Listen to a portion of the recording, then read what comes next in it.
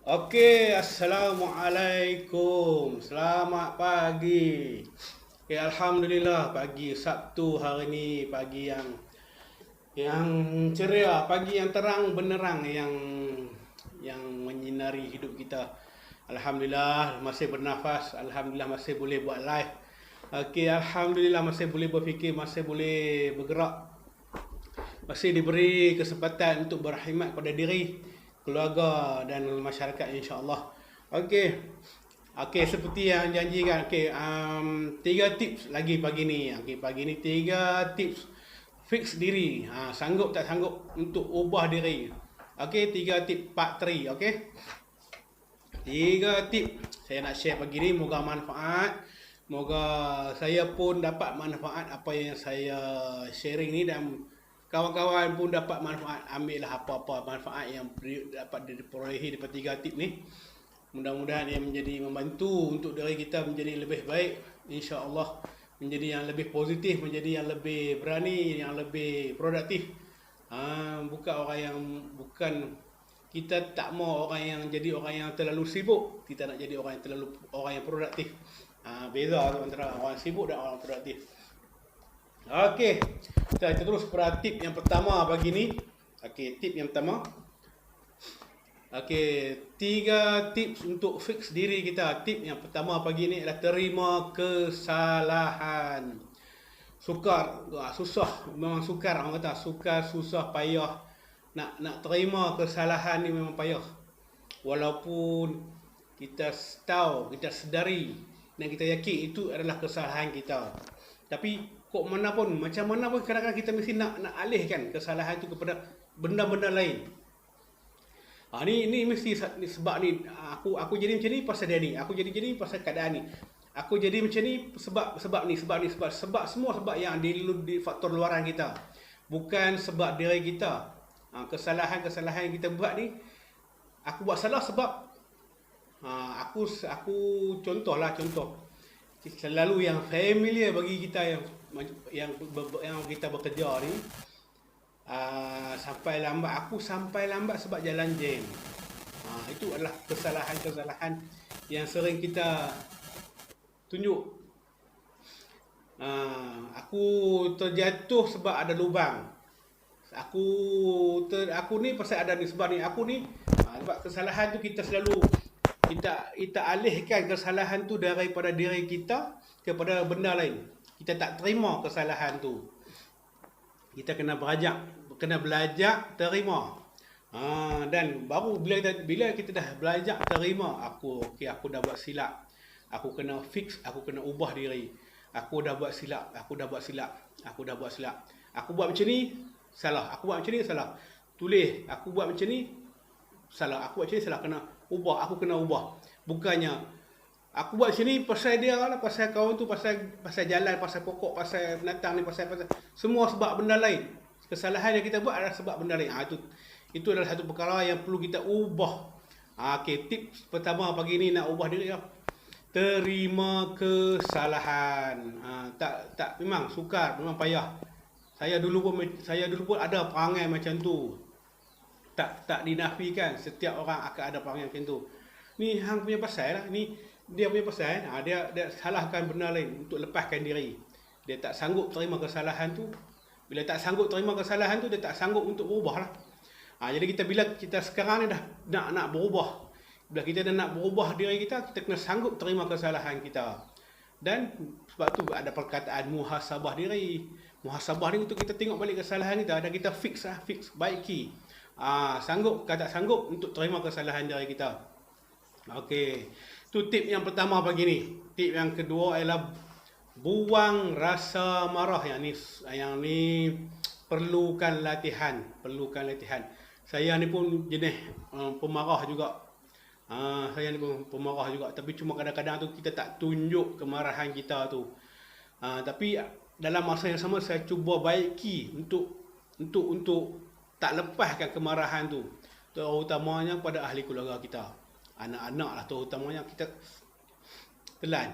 Guru saya kata, hang telan. Jangan lepas hang telan. Selagi hang boleh telan, hang telan. Marah nak keluar tu hang telan.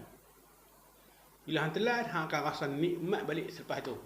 Tapi nak dapat benda tu perlukan latihan. Kalau ikut dari segi psikologi, motivasi, mereka akan ajak kita kawal pernafasan lah. Kawal pernafasan. Tarik melalui hidung, tahan sat, hembus melalui mulut. Apabila kita sedap, kita tak boleh nak kawal dah emosi kita pada masa tu. Pada masa tu kita sedap, kita dah tak boleh nak kawal emosi. Kita rasa aku ni nak di luar tindakan aku, nak luar batasan, nak ni lah. Bila sedap mana tu kita hold, tahan, kita berhenti sat. Orang depa selalunya akan diajar untuk buat teknik pernafasan. Sedut melalui hidung, tahan 2-3 saat, 5 saat, dah hembus.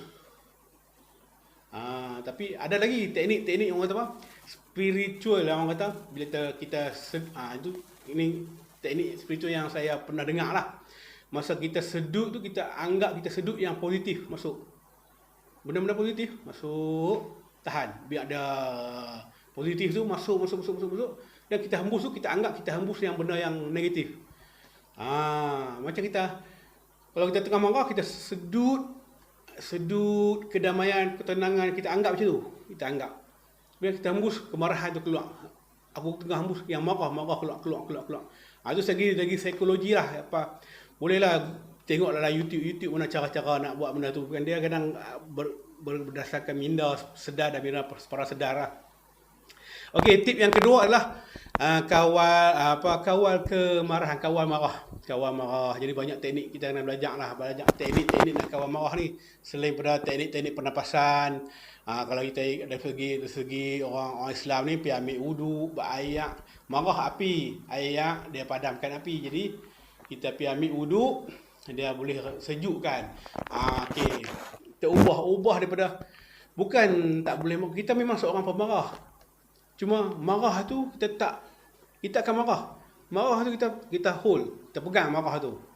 Kita tetap marah, tapi kita tak lemparkan kemarahan tu kepada orang sekeliling. Kita hold marah tu, kita gigit, kita telan. Guru saya kata, hang telan. Benda tu jangan luar. Marah tetap akan berlaku, tapi hang telan balik. Macam mana tu kena ada proses pembelajaran lah. Kalau dari segi psikologi macam beritahu dia lah, teknik pernafasan, teknik alihkan perhatian, macam-macam teknik. Kita belajarlah teknik-teknik tu. Tapi marah tu tetap akan berlaku. Cumanya kita nak alihkan benda tu supaya tak keluar aja. Itu tak keluar aja. Sebab tu kalau kita duduk dalam satu tempat tu, kalau kita marah, kita ubah pergi tempat lain. Ubah dari suasana tempat tu ke suasana yang lain. Mudah-mudahan suasana tempat baru tu boleh pengaruhi kita dan boleh sejukkan kita. Sebab tu dalam Islam dia ajak kalau marah tengah duduk bersila baring, lepas tu ambil wudu, ada banyak step-step dah. Ini kita tenteramkan diri kita lah. Okey, tip yang kedua untuk fix diri ialah kawal kemarahan. Kawal kemarahan. Okey, tip yang ketiga, tip yang terakhir pagi ni, berbuat baik tanpa mengharapkan balasan. Apabila benda ni sebenarnya adalah satu benda yang termasuk diri saya juga, yang berlaku apabila kita selalu kita anggap bila aku pernah tolong hang dulu, satu masa nanti hang kena tolong aku balik. Sebab tu ramai orang kata bila semakin kita belajar, semakin kita tak tahu sebenarnya. Bukannya semakin kita tahu. Semakin kita belajar, semakin kita tak tahu. Bila kita berbuat baik, sebenarnya benda tu kita kena lupakan. Dia pun salah satu pesanan guru saya juga. Hang buat baik dekat orang, hang lupakan perbuatan baik hang kat orang tu. Perbuatan baik kita dekat orang lain, kita kena lupakan. Jangan ingat dah. Dan perbuatan tak baik kita kepada orang, kita kena ingat. Supaya kita boleh baiki diri kita. Itu pesanan guru kita. Pesanan guru saya lah. Perbuatan baik kita dekat orang, kita kena lupakan. Itu kata berbuat baik tanpa mengharapkan balasan tu. Perbuatan baik kita dekat orang, tolong lupakan, jangan ingat. Perbuatan tak baik kita kepada orang, yang tu kita kena ingat supaya Mudah-mudahan kita boleh pergi minta maaf, minta ampun, dan kita boleh baiki diri kita. Berbuat baik tanpa mengharapkan balasan. Sebabnya kalau kita belajar dari segi adalah agama pun, kita sepatutnya mengharapkan lebih kepada Tuhan daripada manusia. Tapi rezeki itu melalui manusia, bukannya. Ya, rezeki dari Tuhan tapi melalui manusia. Rezeki melalui manusia tapi dari Tuhan. Cuma bila kita berbuat baik, mengharapkan balasan, bila orang tu tak balas apa yang kita buat, kita akan rasa kecewa. Bila kita rasa kecewa, kita akan rasa benda-benda negatif akan masuk lah. Bila kita berlaku macam tu, susah. Jadi bila kita berbuat baik tanpa mengharapkan balasan, kita yakin Tuhan akan balas. Tapi melalui siapa, kita tak tahu. Melalui siapa, kita tak tahu. Kita dengan dia dah selesai. Kita dah buat baik dengan dia, dah selesai. Itu dah lepas dah tanggungjawab kita, tanggungjawab dia lah biar Tuhan yang atur untuk dia. Jadi kalau kita buat baik kat orang tu, kita harap orang tu juga buat balik baik kat kita, itu akan jadi masalah pada diri kita sebenarnya. Itu berbuat baik tanpa mengharapkan balasan. Okey, jom kita berbuat baik. Mudah-mudahan dengan tips 3 tips pagi ni, jadi boleh kita jadi pemangkin untuk kita ubah diri kita, untuk kita fix diri kita. Okey, mudah-mudahan apa yang saya sampaikan pagi ni mudah-mudahan dapat beri manfaat untuk diri saya dan buka minda mata pendengaran percakapan saya, jadi percakapan saya, penglihatan saya, pendengaran saya, minda saya jadi lebih baik, lebih manfaat mudah-mudahan, dan kita semua dapat manfaat daripada apa yang saya kongsikan pada pagi ini. InsyaAllah saya akan berkongsi pagi esok atau seterusnya, mudah-mudahan diberi ilmu dan hidayah untuk kita share benda-benda yang baik ni. Benda-benda yang baik kita share, walaupun sikit kita share. Okey, mudah-mudahan ada manfaat untuk kita semua. Okey, sekian, terima kasih. Assalamualaikum.